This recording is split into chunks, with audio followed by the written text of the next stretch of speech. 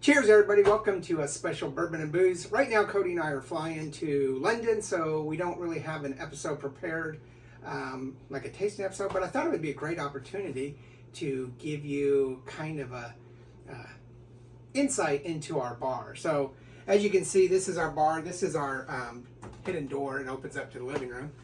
Cody and I built this whole bar by ourselves. I would like to say it's mostly me, but Cody would probably be mad. But we also did a lot of custom stuff. My wife built bars, or the bar that you guys see us stand behind. Cody and I put it together, but she designed it. A lot of the shelving and all that stuff, and most of it's all reclaimed except for the boxes I bought. And it is one of my favorite places in the whole house. Not just because there's lots of liquor, but it's really cozy. It seems like a good bar. Some of you have asked, our collection is ever growing. It's over 2,000 bottles. Most of it, did I say 2,000? It's over 1,000 bottles, I think. I think it's 1,200. I can't remember anymore.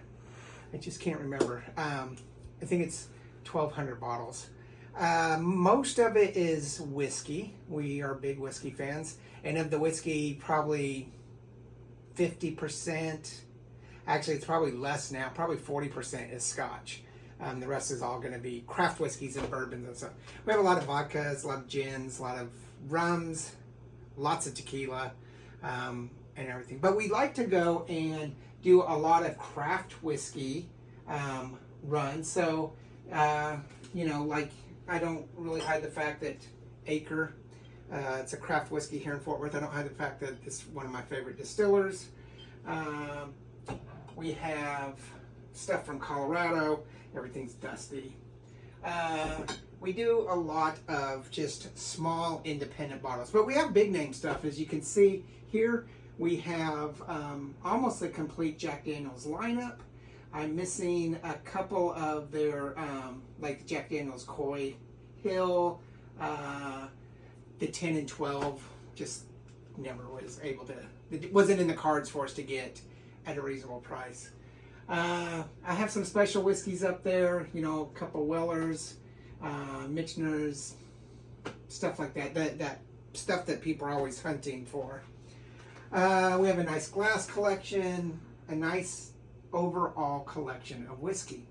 I don't really do a lot of the lineups though, like collect all of them. The ones I do have obviously the Jack Daniels.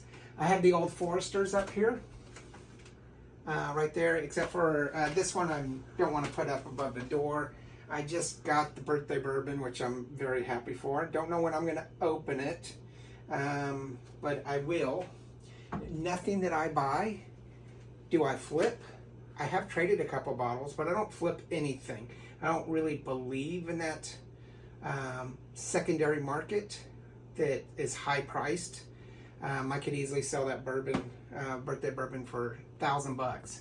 Not gonna do it.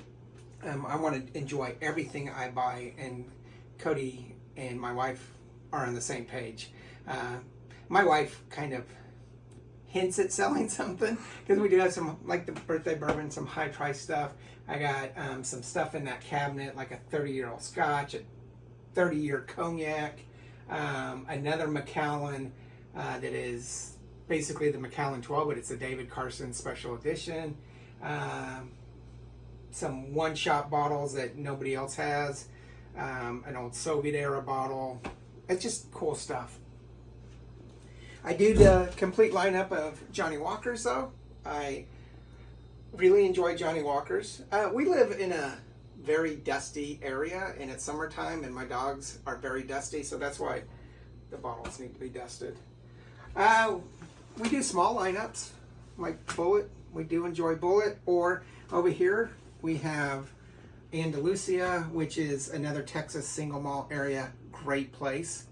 I have some of the Ardbegs, a couple of the different Lafroys. Cody and I are addicted to Balcones. Not sure why. It's one of those traps you get into and you can't stop, and you have no idea why you have to keep buying it, but you do. I'm very happy that I have this complete collection thanks to my kids and my perseverance. This is the Johnny Walker, or the Game of Thrones collection. What else? Oh, down here below the bar is the Scotch Malt Whiskey, which I'm super happy for. And in fact, like I said, Cody and I are on a plane right now. We're headed to London, and we plan on going to the Scotch Malt Whiskey London venue. Cody's behind the camera. Anything else, Cody? Just kind of... Your, Makers. Oh, yes. Maker's Mark. I am a proud... This fell off. Don't show that on the floor. Proud Maker's Mark barrel ambassador. It came off and almost broke, and I need to put it back. But I do like to collect Maker's Mark. I think the BEP is probably one of the best bourbons ever. And for some reason, Cody's laughing. It would have been funny if that was upside down when you were showing it off. Oh, yeah, it wasn't.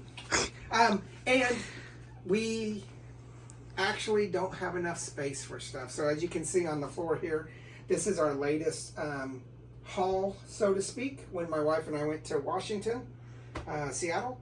And this is what we came home with. We had some of it shipped because the store shipped. We even have more of it sitting on that chair there. But that's a basic look at the bar. I just thought you guys, there's been a lot of comments about it, and a lot of you guys had been asking. So, yeah, that's the bar. Every bottle's opened that are on these shelves, except for a few. These two shelves here are a mixed match of opened and unopened. The only reason they're unopened would be I just purchased them, but even those that have not been tested yet for an episode are opened. And Cody and I were just talking about this the other day, and that's the black bourbon from Stillhouse, and I think he said it was a coffee. Yeah, coffee bean. We were talking about getting that lined up because there's only like 5. But if you have any questions, leave those in the comments below. I hope you enjoy your hunt, but make sure you always look for craft or small town distillers. Explore everything they have and buy to what you like, but support them in any way you can. I think that's really how I got into gins, is through craft distillers, and just stumbling on the fact that I actually do like gin. Probably a little too much. Cody and I were talking about that. I drank way too much on Monday night, gin and tonics. But yeah, just enjoy your hunt. Don't hoard. As I said, to me, this isn't, Cody's laughing, this isn't hoarding. Hoarding is when you buy 18 bottles of something and don't let anybody else have it. When you go into a store and clear the shelf. If I go into a store, I never buy more than one of anything unless we're filling a big barrel to age it. And so all of these Chattanoogas are different. I did buy a case of the J.T. Melnick whiskey. This is a Louisiana rice whiskey.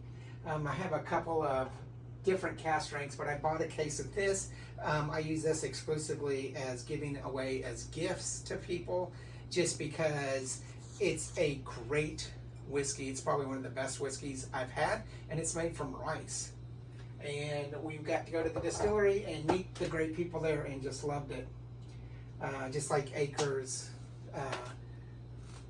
kind of like family almost. J.T. Melnick, Mike and me are just great people. I actually talked to them quite a bit online. Yeah, that's the place. This isn't hoarding, this is a collection. Hoarding is different. Cody, stop laughing. If you have any questions about the bar or anything that you've seen in the video as it's going around, feel free to leave a comment, and I'll kind of explain it and maybe send you a more detailed description of it.